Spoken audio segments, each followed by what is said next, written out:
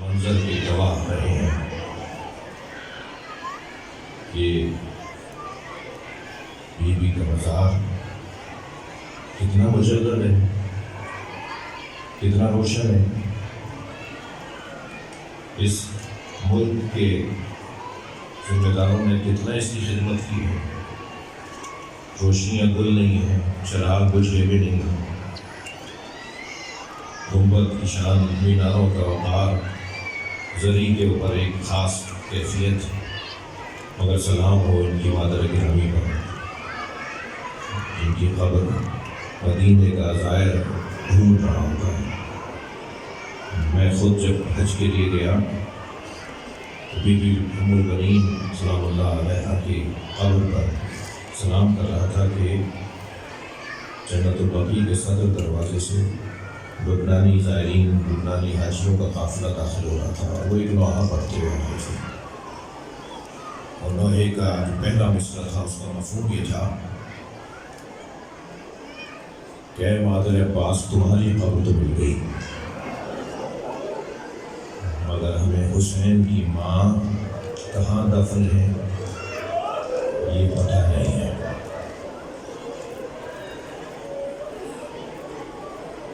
جناب معصومہ کی زیارت، جناب زہرا کی زیارت کے برابر تصور کی جائے گی، اور شاید اگر یہ زیارت مدینے میں ہوتی تو مزار گرا دیا گیا ہوتا۔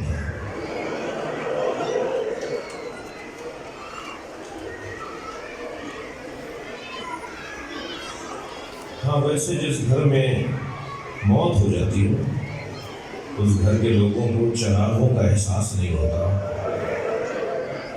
اس گھر میں ایک اداسی ہوتی ہے، ایک غم کی کیفیت ہوتی ہے۔ آج سارے دن آپ عزاداری میں مصروف رہے، ماتمداری میں مصروف رہے۔ آج بہت سی مجلسیں تھیں، خیال کیا جا رہا تھا کہ شاید اس مجلس پر اثر پڑے گا، کیونکہ سارے دن عزاداری میں رہے، مگر بی بی یہ سب قربت اللہ کی خاطر آپ کو سلام کرنے آئے، اس لیے کہ آپ نے اللہ کی خاطر مدینہ چھوڑ دیا۔ مدینہ چھوڑ کر جن رستوں سے ہوتی بھی میری بیوی پہنچی ہیں، کچھ دیر کے لیے تصور کیجئے، نازنین خاندان ہے، اللہ کا بھی تو انداز اللہ کا ہے، ہر ایک سے اس کے مزاج کے مطابق امتحان لیتا ہے۔ حضرت ابراہیم کے ہاں اولاد نہیں ہو رہی تھی، منت مرادوں کے بعد اسماعیل دنیا میں آئے، اللہ نے کہا اسی کے گلے پہ چھری چلا دو۔ یہ حضرت ابراہیم کا امتحان تھا۔ حضرت یوسف پانی سے بولتے تھے، بھائیوں نے کنویں میں پھینک دیا، یہ حضرت یوسف کا امتحان تھا۔ سنیں گے، مولا علی غیرت مند بہت تھے۔ ایک یہودی عورت کو، اجنبی یہودی عورت کو بازار میں پٹتے ہوئے دیکھا تھا، 3 دن علی نے کھانا نہیں کھایا۔ جب کھانا سامنے آتا تھا تو فرماتے تھے میرے سامنے ایک عورت کو مارتے ہوئے لے جا رہے تھے۔ جو علی ایک اجنبی غیر عورت کو پٹتے ہوئے دیکھے اور اسے 3 دن کھانا نہ کھایا جائے، اس نے کیسے دیکھا ہوگا چلتا ہوا دروازہ، اس نے کیسے برداشت کیا ہوگا اٹھتے ہوئے ہاتھ۔ اللہ آپ کو کسی غم میں نہ رلائے سوائے غم اہل بیت کے، ہمیں رونے رلانے والوں میں قرار دے۔ جب آپ ایسے روتے ہیں نا، بے چینی سے، بے کلی سے، تو یقین جانیے اہل بیت کے موجود نظر ہے، آپ پر کرم ہوگا اللہ کا، اللہ کے رسول کا اور اہل بیت کا۔ یہ بہتے ہوئے آنسو یہ کہیں جمع ہو رہے ہیں، یہ کہیں جمع ہو رہے ہیں، کام آئیں گے، خاص طور پر اونچی آواز پہ رونے والوں کے لیے تو خاص دعائیں ہیں۔ مولا علی غیرت مند بہت تھے، جناب زہرا کے مزاج میں مانگنا نہیں تھا۔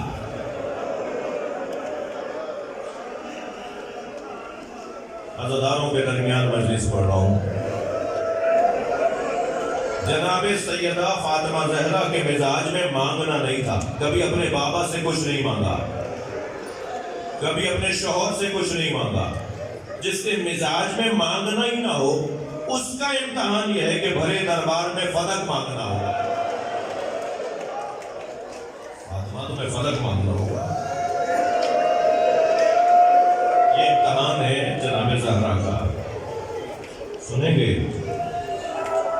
مولا حسین کو پیاس بہت لگتی تھی.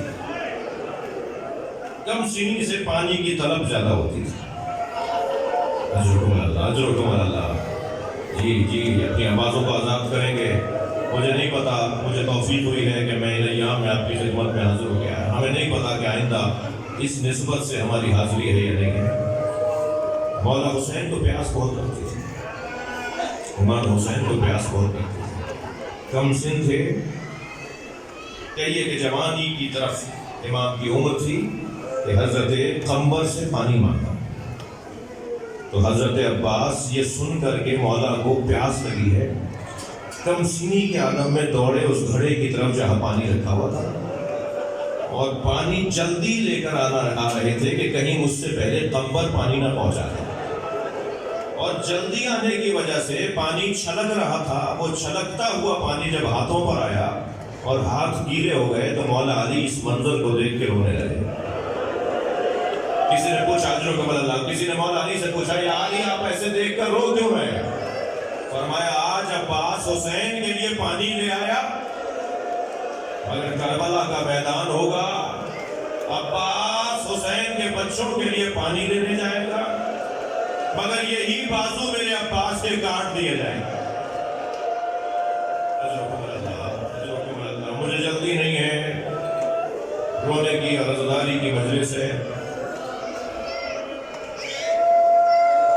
امام سجاد کا بدن نازنین بہت تھا، نازک اندام، نازک بدن.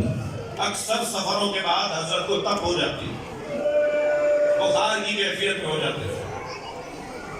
جس بدن کو اللہ نے بنایا ہی نازک تھا، اسے کوفے کے بازاروں سے گزرنا ہے، اسے شام کی راہوں سے گزرنا ہے. ان پیروں میں کانٹے چبھیں گے، اس گلے میں جو طوق ڈالا جائے گا وہ امام کی شہادت تک نشان چھوڑے گا. اس لیے کہ بدن ناظرین بہت ہے. آپ سلام کریں جناب معصومہ. ایک خاتون، ایک بیوی جن کا کام میدانوں میں تلوار چلانا نہیں ہے،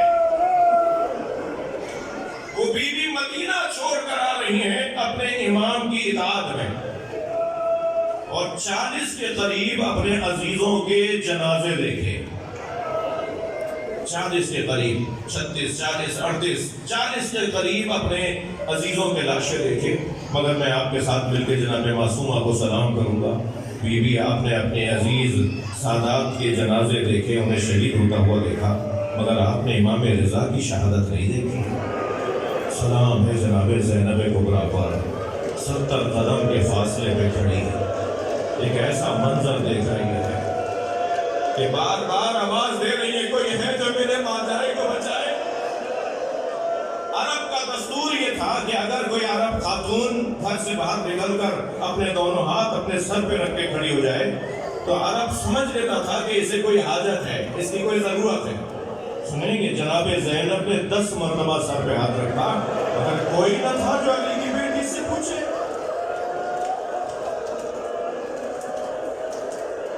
اور پھر خداوند کے فیصلے ساتھ کو دیکھ رہا ہے.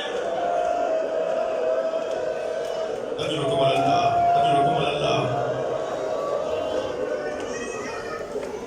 جناب معصومہ نے اس منظر پر، اس مقام پر اپنے عزیزوں کے لاشیں دیکھے، اور پھر قم میں کہتے ہیں، میری تحقیق پوری نہیں ہے، کہتے ہیں کہ جناب معصومہ کا استقبال ہوا، شان سے استقبال. قالین بچھائے گئے، مرحبا کی آوازیں دی گئی. شہر قم کے رہنے والے شہری باہر استقبال کو آئے. معصومہ کو 17 دن اپنے یہاں مہمان رکھا. آج ان کی قیام گاہ پر زیارت گاہ بنا دی. सलाम हो अली की बेटी ज़ैनब पर। कूफे में इस्तकबाल हुआ, नबी की नवासी का शाम में इस्तकबाल हुआ, मगर सुनेंगे कूफे में सदक़े की खजूरें फेंकी जा रही थी, शाम में छतों से पत्थर और अंगारे फेंके जा रहे थे। खूब इस्तकबाल हुआ नबी ज़ादी का, कोई पत्थर मारता था। इब्ने रबी नामी एक शख्स है, कहता है कि मैं शाम के एक सराय में मुसाफिर खाने में ठहरा हुआ था कि मुझे शादियाने बजने की आवाज़ें आईं, रक़्स और तर्ब की आवाज़ें आने लगी। मैंने बराबर में ठहरे हुए एक और मुसाफिर से पूछा कि आज कोई मुसलमानों की ईद का दिन तो नहीं है कि आज मुसलमान जश्न क्यों मना रहे हैं? उसने कहा एक बागी ने करबला में खुरूज किया था, उसे मार कर उसके बच्चों को असीर बना के लाए हैं, उस जंग के जीतने पर जश्न मनाया जा रहा है। इब्न रबी कहता है मुझे समझ में नहीं आया, मैं अपने हुजरे से निकल कर जब बाहर गया तो बाजार में मैंने अजीब मंजर देखा, कुछ कटे हुए सर हैं जिन्हें नेज़ों पर चढ़ाया हुआ है, मगर उन सरों का रोब ऐसा है एक एक चेहरा बताता है ये कोई अल्लाह का वली है। और फिर अचानक मेरी निगाह गई कि कुछ बीवियां भी हैं जिनको रस्सियों में बांधा हुआ है और उन्हें ऐसे खींच रहे हैं जैसे बेचे जाने वाले गुलामों को खींचा जा रहा है। कहता है अचानक मेरी निगाह एक असीर पर गई जिसके हाथों में हथकड़ियां, पैरों में बेड़ियां हैं। मैं करीब गया और मैंने जाकर कहा तुमने करबला में क्या किया था जो तुम्हें मारा, तुम्हारे बड़ों को मारा, तुम्हें असीर बना लिया, अजरुकमल अल्लाह। तो उन्होंने सर उठाकर मुझे देखा और कहा इब्ने रबी तुम तो बसरे के रहने वाले हो। कहता है मेरे हाथ पैर कांपने लगे, ये कौन है जो मेरा नाम भी जानते, मेरा इलाका भी जानते? मैंने कहा आप कौन है? कहा मैं अली ज़ैनुल आबिदीन हूँ। इब्ने रबी कहता है मैंने फौरन आगे बढ़कर हज़रत के हाथों का बोसा देना चाहा। फरमाया इब्ने रबी जरा होशियार रहना, तुम अगर हमारी मदद करना चाहते हो तो इतना बताओ। अब जो जुमला कहने जा रहा हूँ अल्लाह किसी करीम को ये दिन ना दिखाए। इमाम ने फरमाया अब कुछ तुम हमारी मदद करना चाहते हो तो इतना बताओ तुम्हारे पास रकम कितनी है? मौला मेरे पास 2000 दीनार है।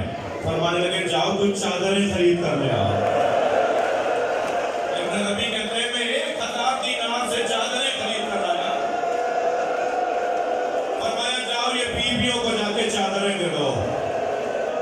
इब्ने रबी कहता है अभी चादरें बीवियों के सरों पर गई थी, फिर नेज़ा बरदार लोग नेज़े उठाए आए और फिर वाह हिजाबा की आवाजें बुलंद हुई। मैं इमाम की खिदमत में गया, मैंने कहा मौला और कोई हुक्म में मैं क्या काम आ सकता हूँ? फरमाया तुम्हारे पास कितने और पैसे हैं? मौला मेरे पास 1000 दीनार और बच गए हैं। फरमाया ये जो नेज़ों पे सर उठाए लोग हैं ना, इन्हें शाम के दरबार में पैसा मिलना है, इन्हें पैसे दे के कहो ये आगे चले जाएं ताकि लोग सरों को देखे मेरी माँ बहनों से दूर हो। बीबी मासूमा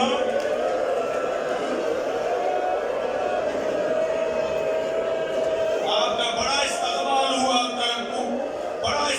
हुआ कुम में, मगर आपकी बीवी ज़ैनब के साथ शाम में क्या हुआ?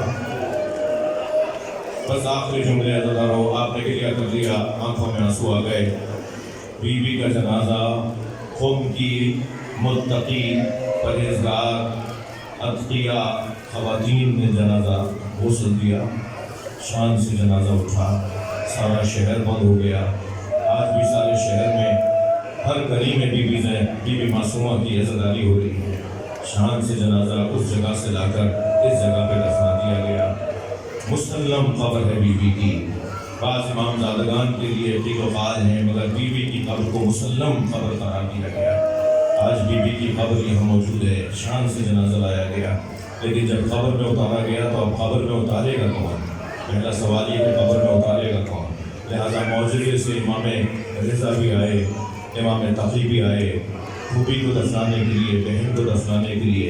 सलाम हो जनाब ज़हरा पर। रात की तारीकी में जनाजा उठा, जनाजे में 4 आदमियों से ज़्यादा नहीं है। जनाजा उठाने वाला अली कभी देखता है कि हसन का क्या हाल हो रहा है, कभी देखते हैं हुसैन की क्या कैफियत है, کبھی فرماتے ہیں زینب کو گھر میں واپس لے جاؤ، میں نہیں چاہتا میری بچی کا کوئی سایہ بھی دیکھے۔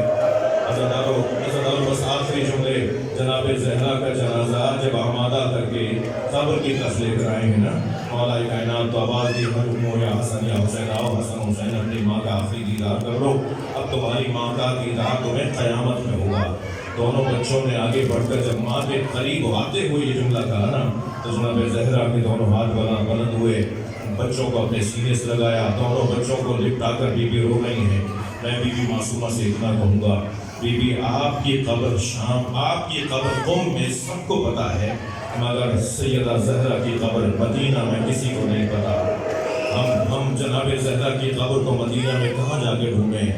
وہ علی جو مولا، وہ علی جو خیبر شکن ہے، جو خندق کا فاتح ہے، وہ علی جب قبر میں جناب زہرا کو اتار رہے تھے نا، جب قبر میں اتار رہے تھے، امام حسن فرماتے ہیں میں نے بابا کے پیروں کو کانپتے ہوئے دیکھا اور آواز دی السلام علیکہ یا رسول اللہ، اے اللہ کے رسول آپ پر میرا سلام ہو۔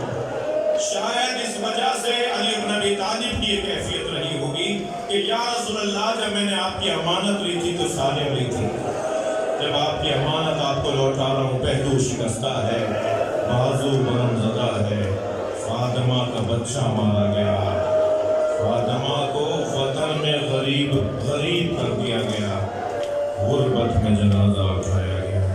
اللہ رحمت اللہ